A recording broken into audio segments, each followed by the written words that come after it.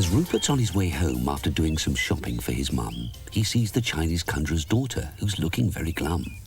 "Tiger Lily," calls the concerned little bear, "why are you so sad?" "I've lost the ball my father gave me," she sobs. "That's why I'm not so glad. My daddy made the ball magic, so it does everything you say. But when I tell the ball to come to me, it rolls and bounces away." Rupert tells Tiger Lily that he'll help her to find the magic ball. And, going separate ways to look for it, he finds it in no time at all. Rupert picks up the magic ball and says, "Got you, now you come with me." But the ball spins round fast in his hands, and magically it's free. Breathless after chasing the ball some distance, Rupert sighs, "I give up, so go away." But the ball stops, to his surprise. Seeing his chance, Rupert runs and kicks the ball high up into the air. "Go back to Tiger Lily," he cries, but the magic ball just hovers there. The ball won't come down, so Rupert takes the shopping home to his mum. He tells her where he's going, and on the way back he meets a chum. "Bill," cries Rupert, "Tiger Lily's ball has got stuck up high in the sky. Please help me to get it down. It won't be easy, but we've got to try." "We can't reach that. It'll have to stay there," says Bill with a frown. And no sooner has he said it, the magic ball comes hurtling down. Tiger Lily's father made this magic ball, Rupert Bear tells Bill. "Why don't you have a go? Tell it to do something, and it will." "Right," says Bill to the ball. "I'll kick you away, then come back to me." Bill takes a very long run and kicks the magic ball as hard as can be. "Ouch! Ooh!" the little badger cries out in pain and shock. "Rupert," he shouts, "you tricked me. That ball's made of solid rock." "I don't understand, Bill," says Rupert. "It was so light a moment ago." "Well, leave it there," groans Bill. "I'll go and let Tiger Lily know." But as Bill limps off to find Tiger Lily, the ball rises up into the air. Then it rolls away when told to come back by our puzzled little bear. As Rupert follows the magic ball through a fence, he gasps in dismay. "That's Raster's mouse fishing down there, and he's in the ball's way." "Look out, Rastus!" cries Rupert. "That ball's like a lump of lead." But Rastus can't avoid the magic ball, and it hits him on the head. Quickly the little bear runs to Rastus, but finds he's not hurt at all. "I'm fine, Rupert," says Rastus. "This ball's as light as cotton wool." Rupert tells Rastus that the ball's magic and belongs to Tiger Lily. "I'm frightened of magic," says the country mouse, and runs away quickly. Suddenly, the ball rolls and bounces over the river, which is very wide. So our little bear has to find a bridge to get across to the other side. There, he watches as the ball bounces up into a hole in a large tree. Rupert clambers up to get it out, but it's too dark for him to see. So he collects lots of twigs and blocks up the large hole completely. "Got it at last," cries Rupert. "It won't get out of there in a hurry." But as the little bear's about to walk away, he gets a big surprise. The ball rolls out of a hole lower in the tree. "Oh no," he sighs. Rupert orders the magic ball to go away, but it bounces into his hands. It does the opposite to what it's told. And then he understands. "Now, don't follow me," the little bear cries out as he runs away. And of course, the magic ball speeds after him without delay. As Rupert nears Nutwood Common, he sees Bill Badger and Tiger Lily. "I'm taking the magic ball to your father," he calls out breathlessly. Tiger Lily's father, the Chinese conjurer, is pleased to see the ball again. He wants to know what happened, and Rupert doesn't take long to explain. "It's a pity my magic doesn't work," he sighs, "but soon all will be well." And gently he waves his wand over the ball and removes the magic spell. "I'll make a new magic ball for Tiger Lily, and as a reward, one for you," the Chinese conjurer tells Rupert. "It'll do all you tell it to do." "With a magic ball," says Rupert, "I'd win every game and never lose. So, if you don't mind, sir, an ordinary ball is what I'd rather choose." "Little bear," says the Chinese conjurer, "it's very wise what you say." So Rupert is given an ordinary ball and happily goes out to play. Rupert, you're a wonderful bear, a really, really wonderful bear. Rupert's at the seaside for a day with Gregory, his guinea pig chum. "How sunny it is," says Rupert. "We've chosen the right day to come." And as the chums explore the beach, they see their friend, the professor. "I'm about to test my secret boat," He says, "It has an electric motor. My assistant has the boat by those rocks over there. Professor tells the guinea pig and the little bear. And from up here, I control it with this special transmitter radio. Just then, his assistant arrives to say the boat's all set to go.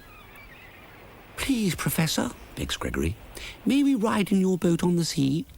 Of course you both can, The Professor tells Gregory. The happy chums follow the Professor's assistant down to the secret boat. Carefully they climb into the little craft and out to sea they float. Isn't the Professor clever, controlling this boat with a radio, says Rupert, as farther out to sea the two chums go.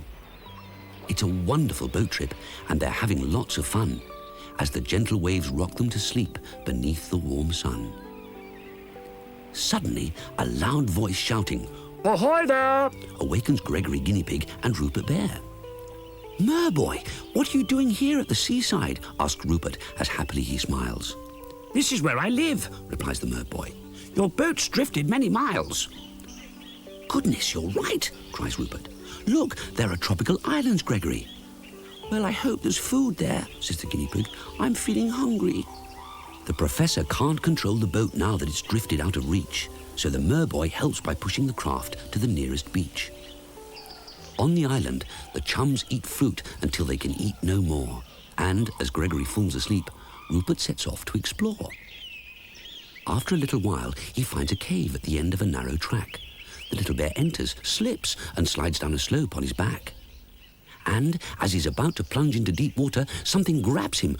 Whew, sighs Rupert with relief. That could have been very grim. Very gently, Rupert's lifted and set down upon a damp rock. But when he sees what saved him, he gets quite a shock. In front of Rupert stands a giant sea serpent with a stern frown. Thank you for saving me, says Rupert. I didn't want to drown. What are you doing on my island? The sea serpent roars angrily. Our boat drifted here, Rupert replies nervously.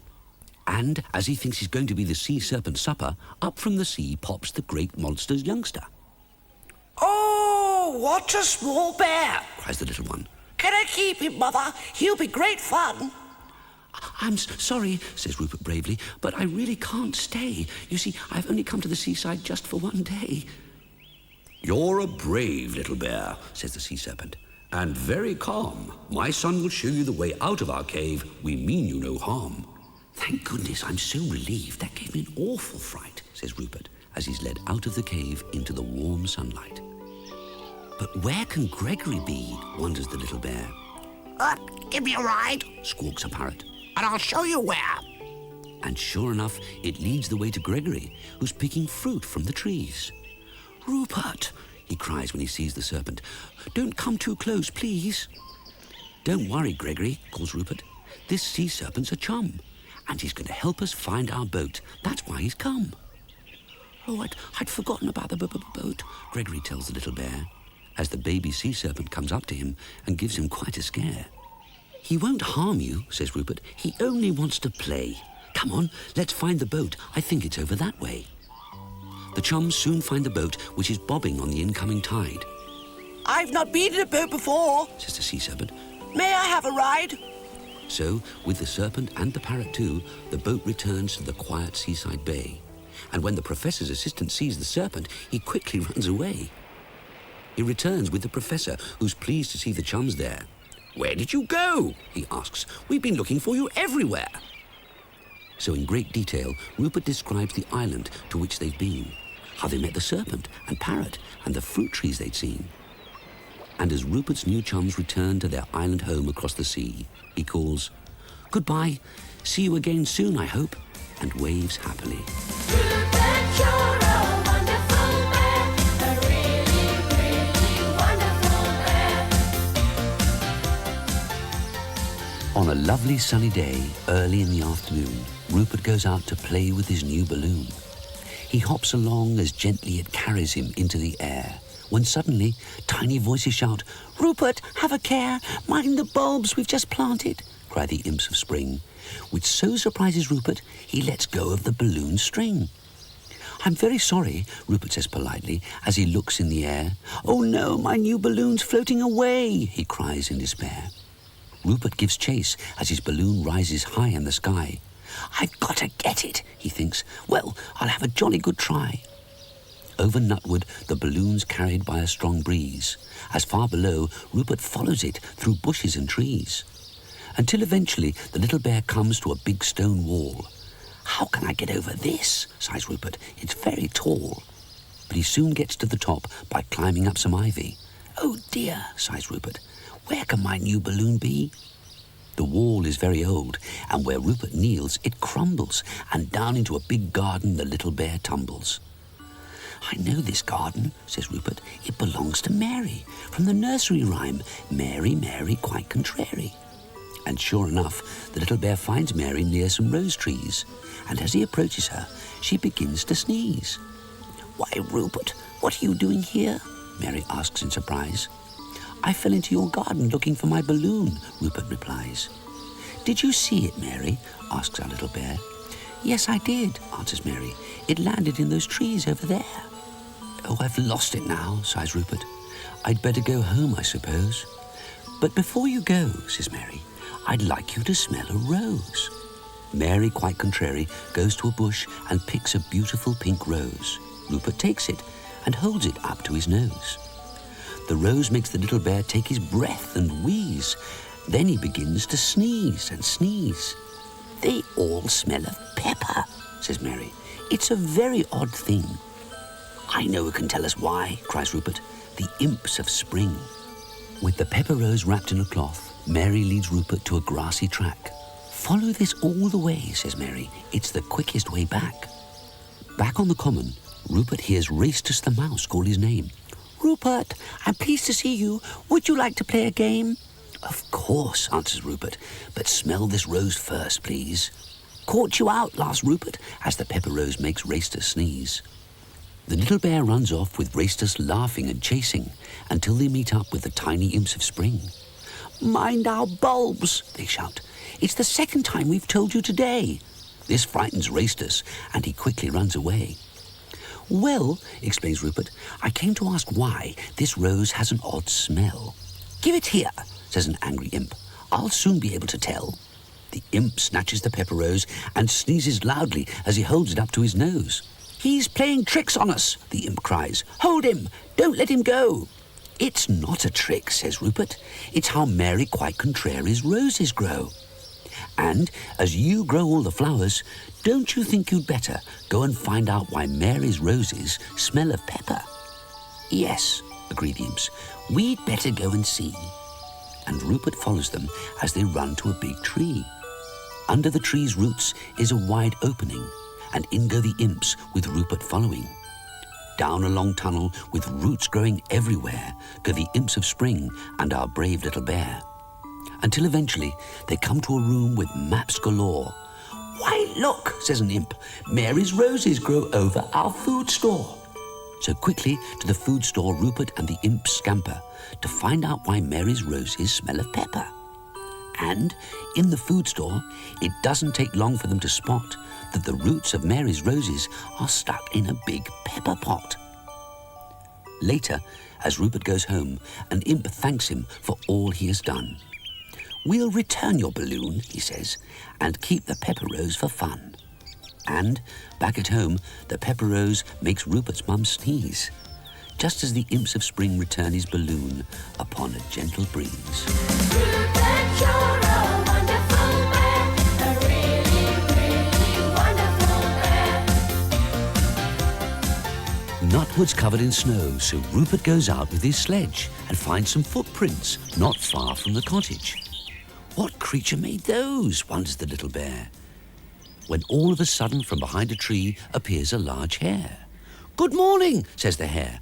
"Ice flowers are growing today." Before Rupert can ask what ice flowers are, the hare runs away. "I won't catch him," thinks Rupert, "even if I run with all my might." Just then, Bill Badger and Algy Pug come into sight. Rupert tells them what the hare had said, and he has an idea. "Let's find some ice flowers," he says. "They must be near." So they go searching for ice flowers, but Algy doesn't think it's fun. "This is really boring," he says. "Can't we give our sledges a run? Come on, you chaps, that slope over there looks like a terrific ride." So they forget about the ice flowers and down the slope they slide. Although their sledges go fast, and give them a great thrill, they want to go faster and look for a steeper hill.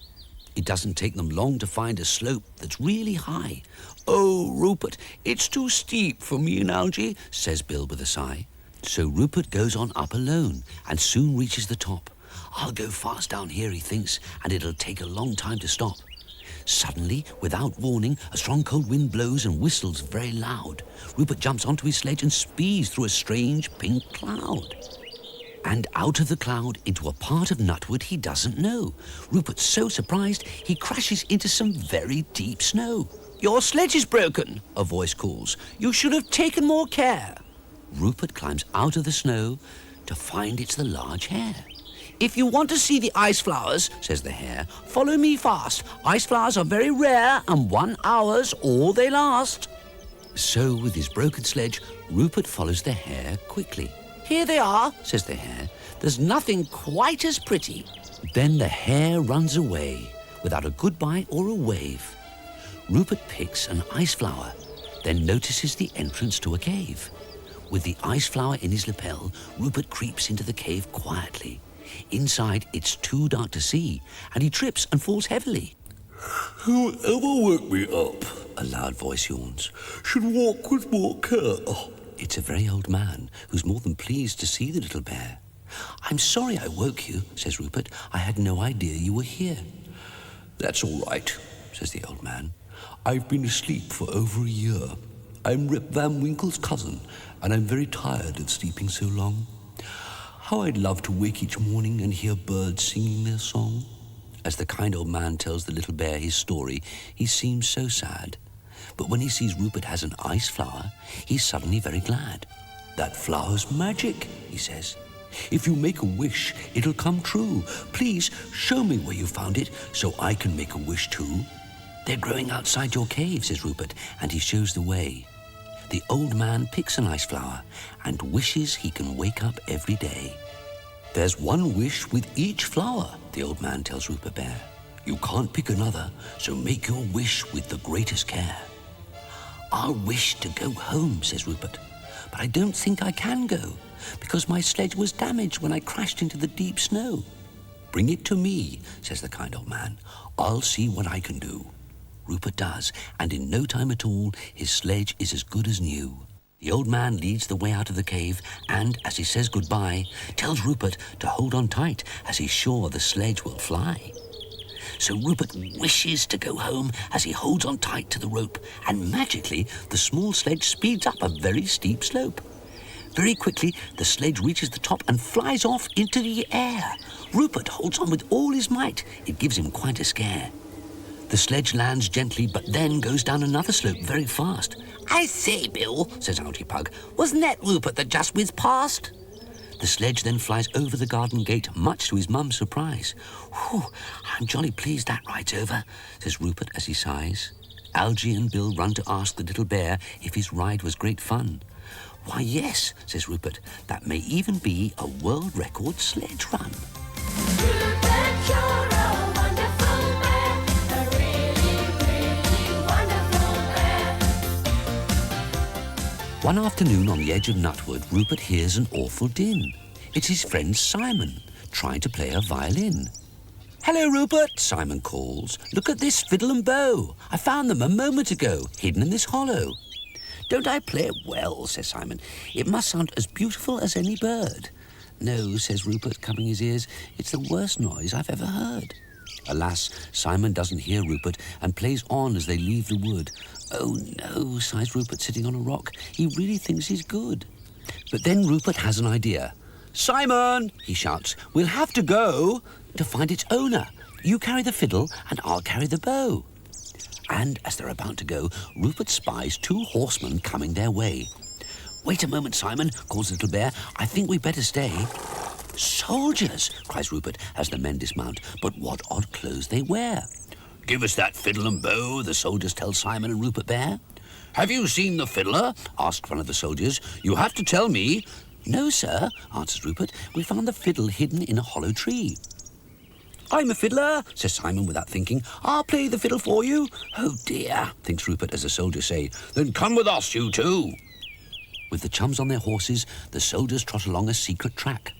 We've been gone too long, says one to the other. We must hurry back.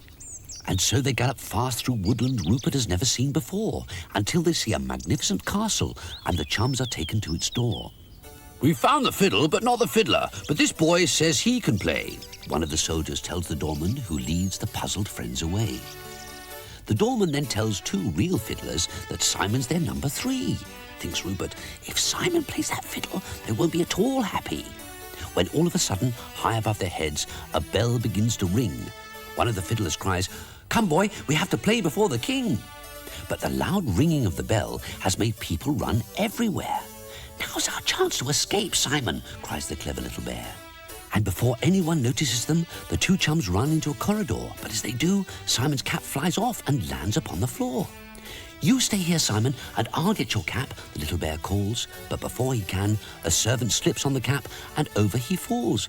"Ouch!" the servant cries as the chums go to help. "My ankle's hurting." "Little bear," he asks, "would you carry this cushion to the king?" "Of course I will," says Rupert, as Simon helps him with the cushion. "The king's through there," says the servant, pointing to a curtain. Rupert goes through the curtain into a big room where the king sits alone. "Little bear," the king says, smiling, "what's that you bring to my throne?" "Oh, you've brought the pipe I called for, and here comes my glass bowl." "Why," says Rupert, "you must be old King Cole, the merry old soul." "Indeed," says the king, "you obviously know the nursery rhyme about me. I call for my pipe, I call for my glass, and I call for my fiddlers 3. A sudden screeching noise makes the king turn round. It's Simon playing the fiddle again. "Oh, that dreadful noise," cries the king, "is giving my ears an awful pain." The king orders in the fiddlers and is surprised to see the little one. "Your Majesty," says Rupert, "I'd like you to meet my friend Simon." "We're sorry," the two fiddlers tell the king, "but this boy can't play." "I know," sighs the king, "so let's find the real fiddler without delay."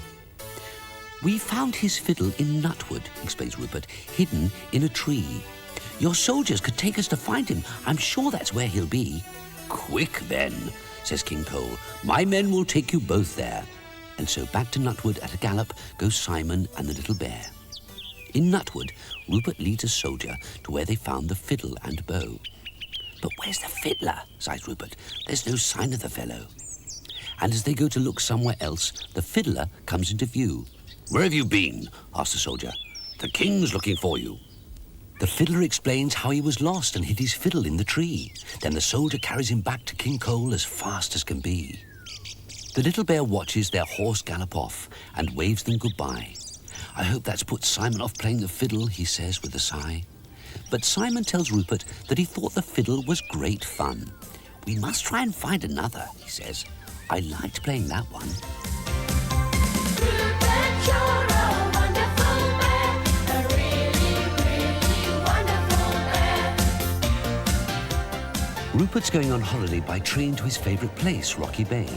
His friend Mowena's going too, and she travels with him all the way. At Rocky Bay, the chums agree to see each other the following morning.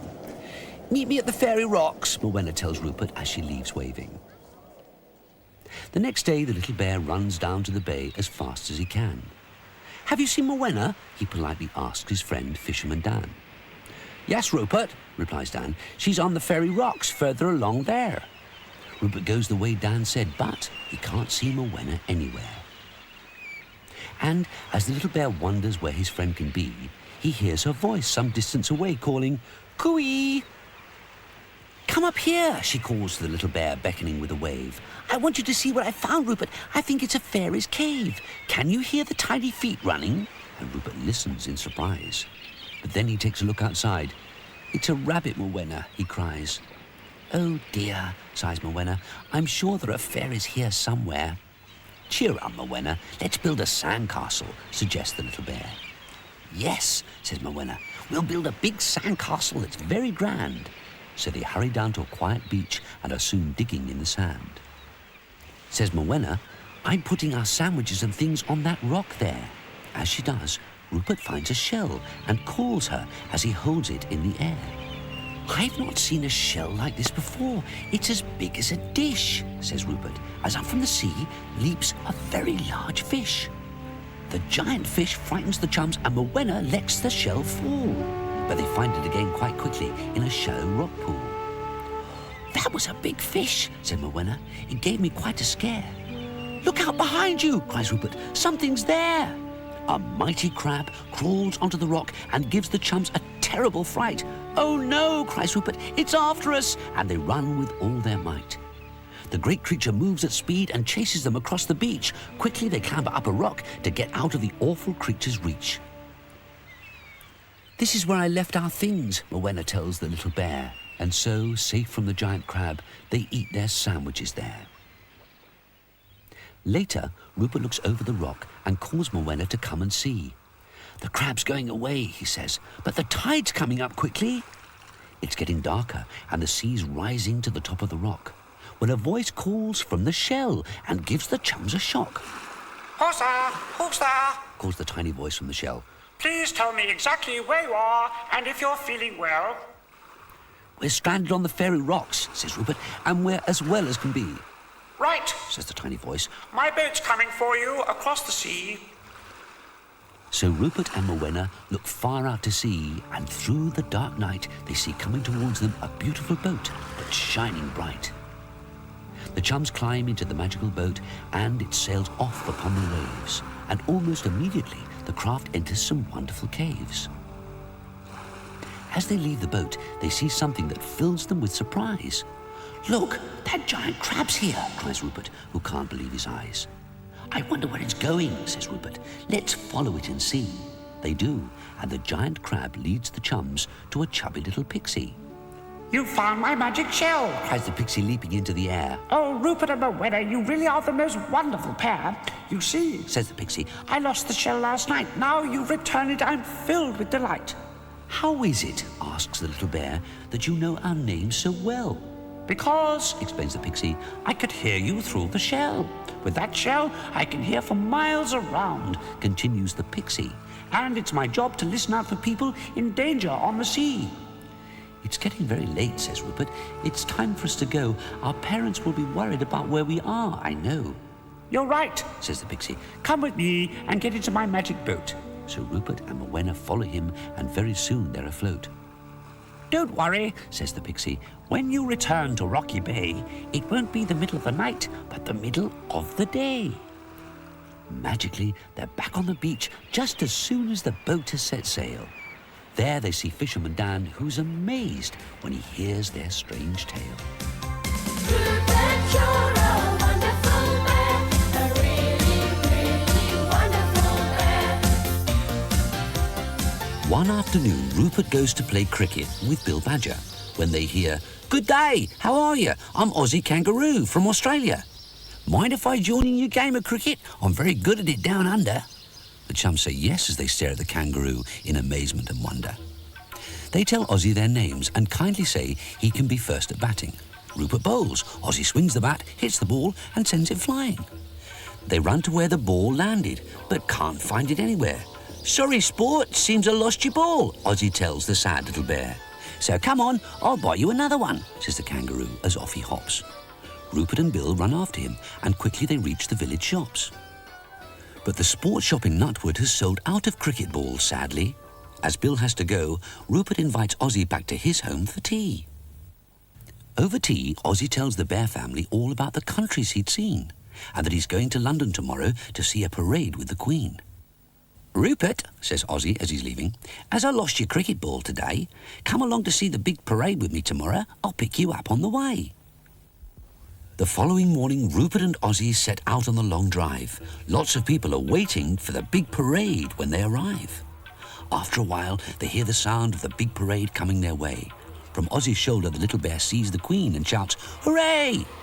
Suddenly, Rupert falls backwards and catches hold of a branch of a tree. Someone helps him to the ground, but from there, he can't see Aussie.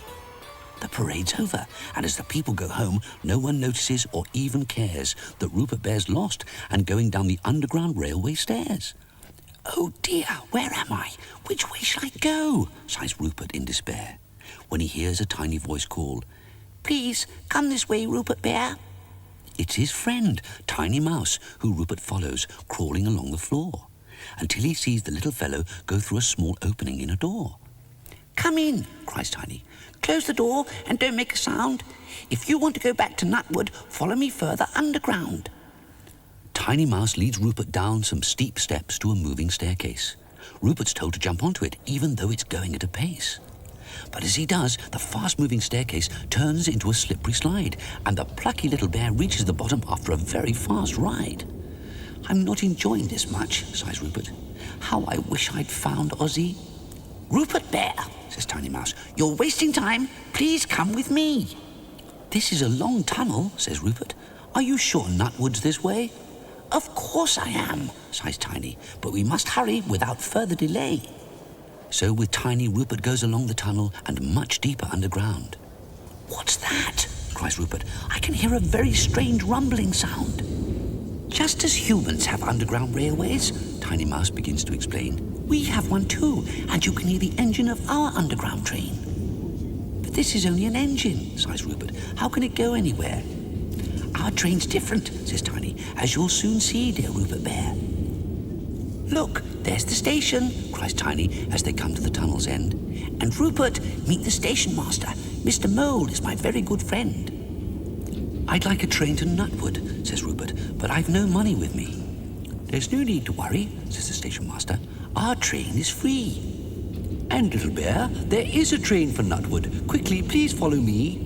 Rupert has to go through a door, but there's no train that he can see. Tiny Mouse says goodbye to Rupert as the station master closes the door. As he does so, the little bear is carried at speed upon a moving floor. Although Rupert's ride is fast and bumpy, he thinks it's really good, and is a little sad it's over when suddenly he arrives at Nutwood. Going up some steps, Rupert clambers through a hole with a metal cover. It slams loudly as he gets up onto the road where he sees PC Growler. He tells the little bear that Ozzy's been looking for him everywhere. So Rupert runs home as fast as he can and sees Ozzy's car is there. Indoors, Ozzy's saying he can't find Rupert. Mrs. Bear looks alarmed, but how pleased they are when they see that he's safe and unharmed. Rupert tells them of his journey home on the strange underground train. He says he's sorry for worrying them and won't travel home alone again. Rupert, you're a wonderful bear, a really, really wonderful bear. One dry and windy autumn day, Rupert goes out to sweep leaves away. And as he does, something small drops from an apple tree. It's too small to be an apple, thinks Rupert, as he goes to see. A hazelnut from an apple tree, thinks Rupert. How very odd. But it's given me an idea. I'll go and find some more in Nutwood. In Nutwood, though, the hazel trees are bare. This can't be so, Rupert sighs. Where on earth did all the hazelnuts go? Just then, Bill Badger arrives and says he has some sandwiches to share.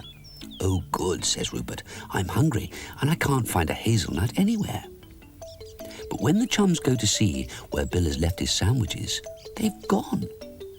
Who could have taken them, says Bill. I haven't been long. Whoever took them, says Rupert, must still be quite near. So the chums search, but where the culprit's gone, they've no idea. Let's ask that squirrel, suggests Rupert. He may give us a clue. But the squirrel can't help. Someone's taken his hazelnuts too. It's then that the friends see an old lady. Can you help me? She asks. I've lost my pet monkey. Of course we'll help you, says Rupert, as on their way they go. Thank you, says the old lady. My monkey's name is Beppo. That's it, cries Rupert. Bill, don't you see?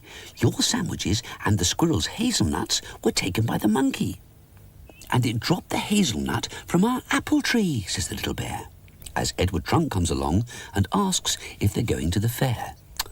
We can't, says Rupert. We're looking for Beppo the monkey. He could be at the fair, says Edward. Why not come and see?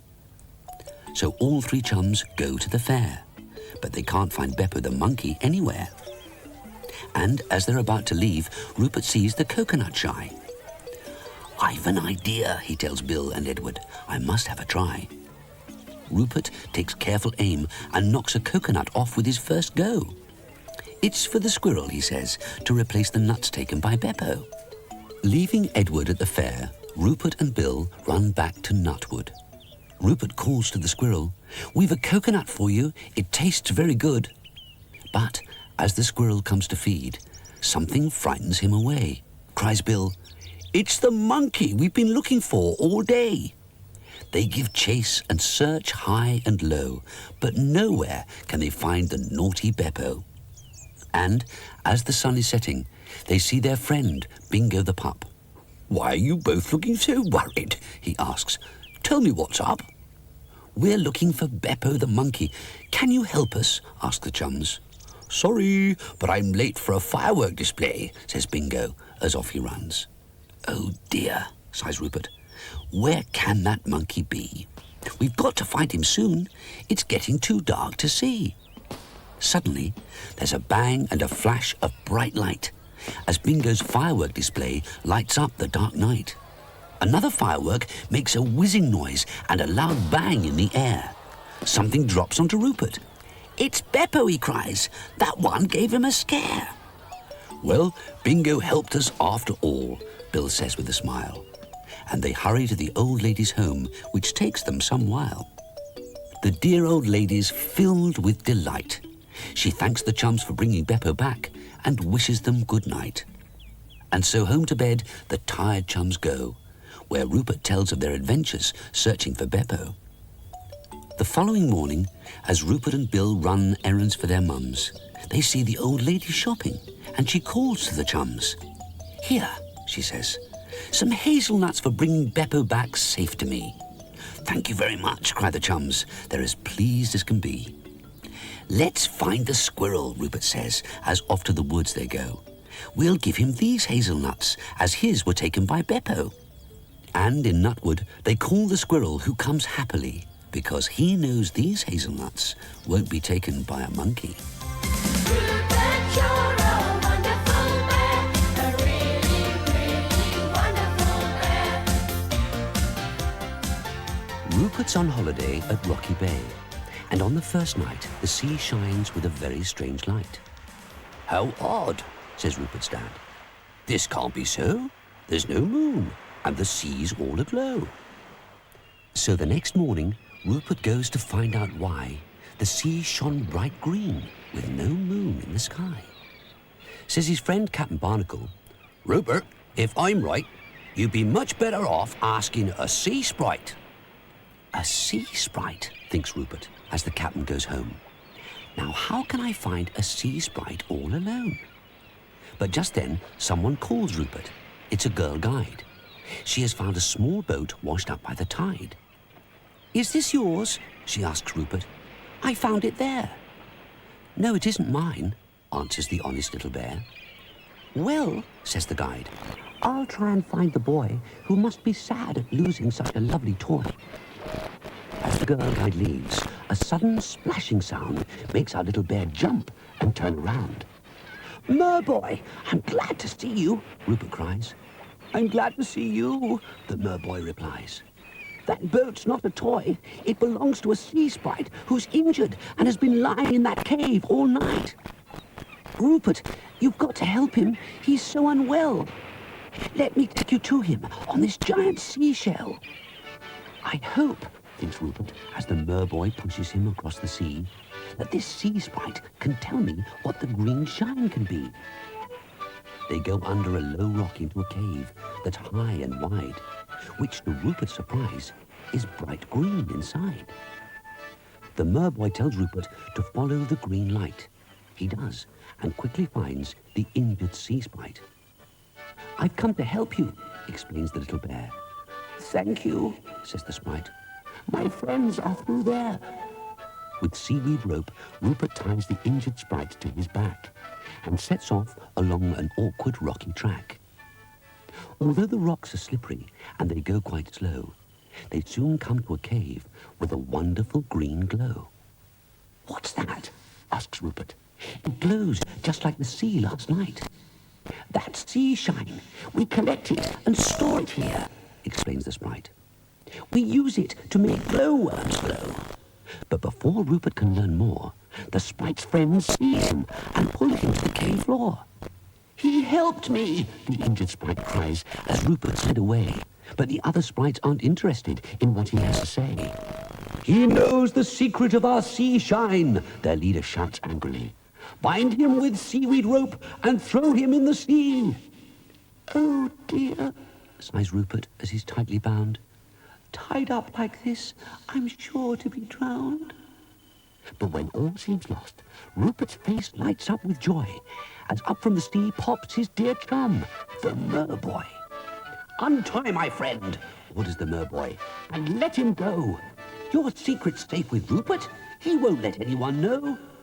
Oh, merboy, gasps Rupert. I'm so pleased you came. I really didn't think I'd see anyone else again.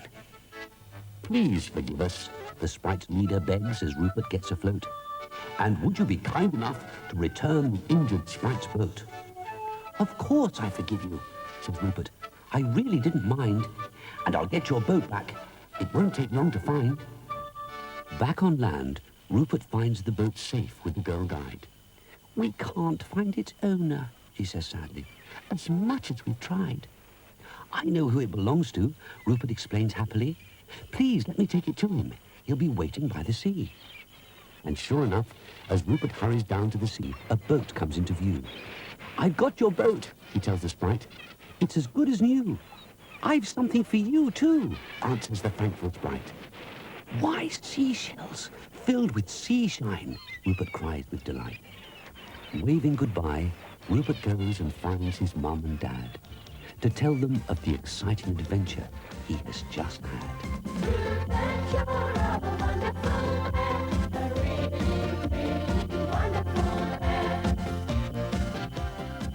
One cold and frosty morning, Rupert looks very closely at his bedroom window. Jack Frost has made these icy patterns, he says. He's such a clever fellow. Later, he tells his mum as he wraps up warmly to go out to play. How much he'd love to meet Jack Frost one day. Outside, it has been snowing all through the night. For our little bear, it's a wonderful sight. And soon after leaving his house, he meets Podgy Pig and Willie Mouse. The three chums run off and make a long slide, and one after the other along it they glide. The slide is slippery and very fast they go, and then tumble head over heels in the snow. I say, says Podgy as he lands with a big crunch, I'm feeling hungry now, so I'm going for my lunch. As Podgy goes home, Rupert sees something that fills him with surprise.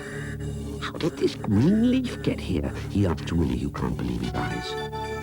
I don't know, but Rupert, Willie says with a stammer. Look on this side. There's a big woolly caterpillar.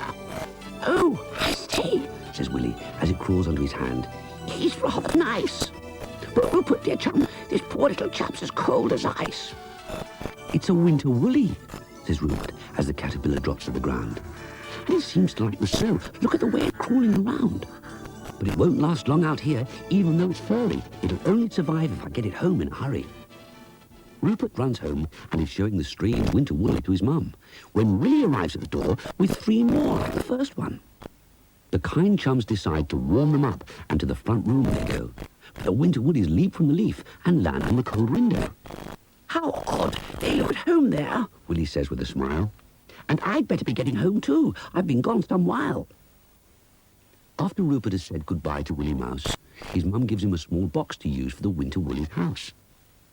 When our little bear is fast asleep in bed that night, a strange scratching noise awakes him with a fright.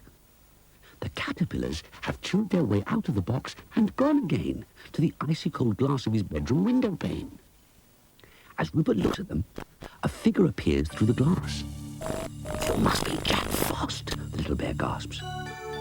Indeed, I am, little bear, Jack Frost says with a grin. And I've come for my caterpillars. I need them to spin. So they're your caterpillars. That explains why they like the cold, cries Rupert, as the mystery begins to unfold. Yes, says Jack. When I flew to the nutwood yesterday, I had them with me and lost them on the way. But why do you need them? What do they spin? Rupert asks politely. Come with me to my ice palace in the sky, says Jack, and you'll see.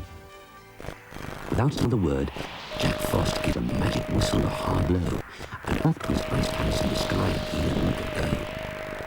Up into the cold winter's night, Rupert flies high, with magic keeping him warm as he travels through the sky. Then slowly down he goes without a sound, gently falling upon stony ground. And even though it's the middle of the night, at Jack Frost's palace is bright daylight. It's always daytime here, says Jack, as he leads Rupert through a door into a big room where threads of pure ice stretch from ceiling to floor. Up there are lots of caterpillars spinning those threads of ice, says Jack. And Rupert, these four will be very pleased at being back. What are the threads of ice used for? I'd really like to know, asks Rupert, as Jack Frost lets the woolly caterpillars go. The threads of ice are woven into ice cloth, Jack tells the little bear. And from the ice cloth are made the clothes of ice which I have to wear. Take some with you, Rupert. It's time you were back home in bed. The next thing Rupert hears is his mum calling. Wake up, you sleepyhead. Excitedly, he tells her of his visit to Jack Frost's palace in the sky. Oh, Rupert, darling, you've been dreaming, she says with a kind sigh. How strange, thinks Rupert. Was I dreaming as it must seem? But he finds the ice cloth Jack gave him, proving it wasn't a dream. Rupert, you're a wonderful bear, a really, really wonderful bear. One day, Pong Ping invites Rupert home to see his pet baby dragon. Come and stroke him, said the pig. He won't hurt you. Come on. Rupert's not so sure, and as he goes to stroke Pong Ping's pet, it roars angrily, puffing out hot smoke and fire like a rocket. Don't worry, Rupert, says Pong Ping as he takes a jar from a drawer. Here, give him one of these magic dragon sweets, then he won't roar. The pig smiles as he watches Rupert feed his pet dragon a dragon sweet. You see, he says, as they go into the garden, it's worked a treat. Dragons will do anything for a dragon sweet, continued Pong Ping, and when they have one, they're always friendly and charming. Look, cries Rupert, something's given your baby dragon a fright. The chums run to see what's upset it, but it suddenly takes flight. Oh dear, cries Pong Ping, how can I get him back? What shall I do? Quick, says Rupert, I know how to get your dragon back for you. Give me some more of the dragon sweets. He's sure to come for those. So Pong Ping gives Rupert some more dragon sweets, and off he goes. On Nutwood Common, Rupert sees smoke coming from the top of a tree. Ah, says the little bear, that's where the baby dragon must be. Rupert runs to the tree and climbs up it carefully in case he falls. At the top sits the dragon. I've some dragon sweets for you, he calls. But suddenly, the baby dragon starts to make a loud crying sound. It hurts Rupert's ears so much, he has to climb down to the ground. And, as he walks away, a huge dragon comes flying through the sky. Gasped Rupert, oh, so that's why the baby dragon made that strange cry. The sight of the giant dragon gives the little bear quite a shock, so he runs away as fast as he can and hides behind a large rock. But the great beast sees Rupert and roars loudly as it flies down. I hope the sweets calm this dragon, he says, with a worried frown. Here, dragon, have a dragon sweet, the little bear calls bravely, and the big dragon gobbles it up and soon becomes very friendly. Pong Ping's baby dragon flies onto its back and seems quite calm. Now I'll get him, thinks Rupert. I'm sure I won't come to any harm. But as he climbs up onto the dragon's back, it suddenly takes to the air, carrying with him the baby dragon and a most anxious little bear. The little bear holds on as tight as he can to the back of the beast as it flies over the seas and lands near a castle in the Far East. Rupert carefully follows the rocky path that goes up to the castle door. A big stern guard answers it and marches him along a marble corridor. Then he follows two more men to a room at the top of some stone stairs. This is Dragonland, says an old man. It's no place for little bears. I am the Emperor. Please tell me how you came and for what reason. I came by accident, sir, says Rupert, on the back of a big dragon. No one can ride a dragon, cries the Emperor. Your story is not true. I gave him the dragon sweet, explains Rupert. That's how I was able to. So Rupert tells how the dragon brought him and Pong Ping's pet there, and how he's sure that the baby dragon's lost in Dragonland somewhere. Well, it will be difficult to find your chum's pet, says the Emperor. I'll have all the baby dragons in Dragonland summoned by my trumpeter. The trumpet's blown, and lots of baby dragons come to the strange sound. And because of his red collar, Pong Ping's pet is very quickly found. "Thank you for helping," says Rupert. "But how do we get home from here?" "Please come with me," says the kind emperor. "I have a very good idea. In that rocket, there's room for the baby dragon and you, little bear. You'll be home in no time at all, as it travels very fast through the air." So the little bear says goodbye, and carrying Pong Ping's dragon pet, goes up some wooden steps and climbs into the strange-looking rocket. The fuse is lit, and there's a very loud roar as it rises into the sky. Rupert sees Dragonland disappear far below as the rocket shoots up high. Suddenly, the capsule breaks away and gently floats down to the ground. Rupert crawls out from under the parachute, pleased he's safe and sound. "Pong Ping," cries Rupert as his chum arrives, "I've got your pet for you. You won't believe the adventure the Dragon Sweets gave me, but it's true." The happy little peak helps to uncover the capsule where his pet sleeps. "Thank you so much, Rupert," he says. "You're my best friend for keeps." Rupert, you're a wonderful bear, a really, really wonderful bear. One winter's day, Rupert sees Billy Goat with a butterfly net, and Billy's disappointed because he hasn't caught one thing yet. "Rupert, I can't find a single butterfly to catch," Billy sighs. "That's because," says Rupert, "it's winter and there are no butterflies." "Let's go fishing instead," suggests the little bear. "It's an ideal net." "Oh no," says Billy, "I don't want to get wet." "Oh, look, Rupert, there's a rabbit. I'll catch that." And at great speed, Billy runs off, trips and falls flat. "I've got it, Rupert, come and see," Billy Goat calls, but he tries to stand up, and down a bank he falls. Thinks Rupert, as he goes to get the net to see. "That doesn't look much like a rabbit to me."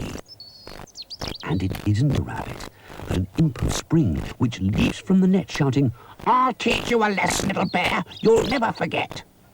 "Rupert," asks Billy, "did you see that rabbit that I caught?" "It was an imp of spring," sighs Rupert, "not a rabbit as you thought. He thinks I caught him in the net, and he said he'll pay me back. Let's find him to apologize. He's wearing black." But the chums can't find the imp as much as they try. "I'm really worried now, Billy," Rupert says with a sigh. "That black imp can make all sorts of plants grow, so what he'll do to me, I really don't know." Just then, a bush shoots up from the ground and pushes Rupert in the air. "The black imp's done this," cries the little bear. As Rupert gets up from the plant, he quickly fades and dies. "Thank goodness you're all right," Billy cries. That night, Rupert's awoken by an imp of spring calling his name. "Our black imp's upset," he says, "and Rupert, you're to blame. Please, would you come with us and help to calm him down?" "Of course I will," says Rupert, putting on his dressing gown. With the imp and his friends, Rupert runs, hardly making a sound, until they come to a place which leads underground. There, the imps lead Rupert along a corridor to a room broad and wide, where the black imp's busy working inside. And when he sees Rupert, he flies at him like a rocket. "How dare you come here?" he cries. "You caught me in a net." "Please, let me explain," said Rupert. "There's no need to shout. I didn't catch you in that net. I let you out." "If you're not the one," says the imp, "I'll have my revenge on that Billy." Cried Rupert, "Come back! He didn't mean it. Please don't do anything silly." "Here, take this magic potion," another imp tells the little bear. "It will stop the black imp's magic, so please don't despair." It is then that Rupert wakes up in bed. "Was I dreaming?" he says, scratching his head. But no, he finds the magic potion, which he shows to his dad, who says, "Keep it with you, Rupert, in case that imp does something bad." So, with the magic potion, Rupert goes out to play, and meets Podgy Pig, who's full of dismay. "Oh, Rupert," Podgy cries, "I'm so pleased to see you. You've got to help. I really don't know what to do. Poor Billy Goat and his granny were on their way to shop when that tree came up from the ground. Now they're both stuck on the top." Rupert climbs the tree and sees they're well and truly stuck. I'll soon get you down again, he says, with a bit of luck. This is the work of the black imp, Rupert tells Polly. Lend me your penknife so I can cut the bark of the tree. And with a penknife, Rupert cuts a small slit, then gently pours the magic potion into it. Almost immediately, the big tree shrinks right back into the ground, leaving Billy and his granny safe and sound. And as Granny Goat and Billy go on their way, a tiny voice calls, Rupert, I've something to say. It's the black imp who's sorry for playing naughty tricks in Nutwood. Please forgive me, It says, from now on I promise to be good. great, smiles Rupert. How good it will be to play in Nutwood and not end up on top of a bush or tree. Rupert, you're